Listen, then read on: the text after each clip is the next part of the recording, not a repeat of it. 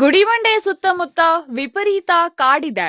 ಆದರೆ ಆ ಕಾಡಿನ ಬಹುತೇಕ ಪ್ರದೇಶ ಇದೀಗ ಗಣಿಗಾರಿಕೆಯ ಅಡ್ಡೆಯಾಗಿದ್ದು, ಪ್ರತಿನಿತ್ಯ ಸ್ಫೋಟ, ಟಿಪ್ಪರ್ ಸಂಚಾರ ಮುಂತಾದ ಕಾರಣಗಳಿಂದ ಶಬ್ದ ಮಾಲಿನ್ಯ ತೀವ್ರವಾಗಿದೆ. ಇದನ್ನು ತಡೆಯಬೇಕಿದ್ದ ಪೊಲೀಸ್ ಇಲಾಖೆ ಜಾಣ ಮೌನ ಪ್ರದರ್ಶನ ಮಾಡುತ್ತಿದ್ದು, ಇದರಿಂದ ಬೇಸತ್ತ ಚಿರತೆಯೊಂದು ನ್ಯಾಯ ಕೋರಿ ಪೊಲೀಸ್ ವಸತಿ ಗೃಹಗಳಿಗೆ ಬಂದಂತೆ ಕಾಣುತ್ತಿದೆ. ಕಾಡಿನಿಂದ ನಾಡಿಗೆ ಬರೋ ಚಿರತೆ ಯಾವುದಾದರೂ ಪೊದೆ ನೋಡ್ಕೊಂಡು ಅವಿತು ಕೂರೋದು ಸಾಮಾನ್ಯ. ಆದರೆ ಈ ಚಿರತೆ ಮಾತ್ರ ಪೊಲೀಸರು ಸೀಸ್ ಮಾಡಿದ ಕಾರಿನಲ್ಲಿ ಕುಳಿತು ಪ್ರತಿಭಟನೆ ಮಾಡಿದೆ. ಹೌದು, ಇದು ನಿಜ.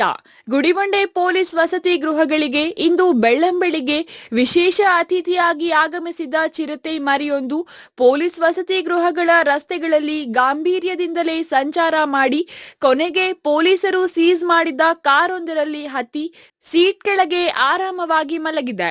ಇದನ್ನು ಕಂಡ ಸಾರ್ವಜನಿಕರು ಆತಂಕಗೊಂಡಿದ್ದು ಕೂಡಲೇ ಅರಣ್ಯ ಇಲಾಖೆ ಅಧಿಕಾರಿಗಳಿಗೆ ಮಾಹಿತಿ ನೀಡಿದ್ದಾರೆ.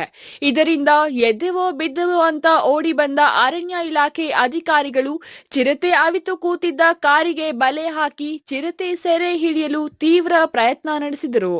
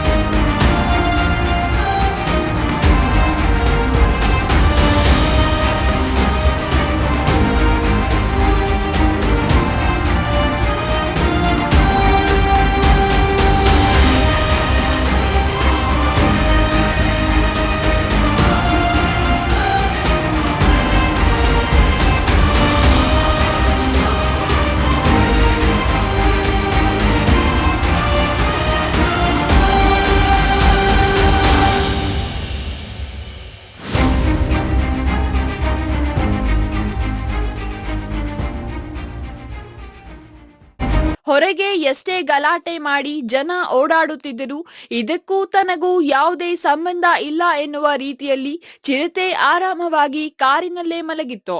ಇದೊಂಥರ ಗಣಿಗಾರಿಕೆ ವಿರುದ್ಧ ಪ್ರತಿಭಟನೆ ಮಾಡೋ ರೀತಿಯಲ್ಲಿಯೇ ಇತ್ತು. ಪೊಲೀಸರ ನಿರ್ಲಕ್ಷ್ಯದ ವಿರುದ್ಧ ಚಿರತೆ ಬಂದು ಪೊಲೀಸ್ ವಸತಿ ಗೃಹಗಳಲ್ಲಿ ಠಿಕಾಣಿ ಹಾಕಿದಂತೆ ಕಾಣುತ್ತಿತ್ತು. ಆದರೂ ಅರಣ್ಯ ಇಲಾಖೆ ಅಧಿಕಾರಿಗಳು ಸುಮಾರು 2 ಗಂಟೆಗೂ ಹೆಚ್ಚು ಕಾಲ ಚಿರತೆ ಸೆರೆಗಾಗಿ ತೀವ್ರ ಪ್ರಯತ್ನ ಮುಂದುವರೆಸಿದರು. Satish Babu, CTV news, Gudibande.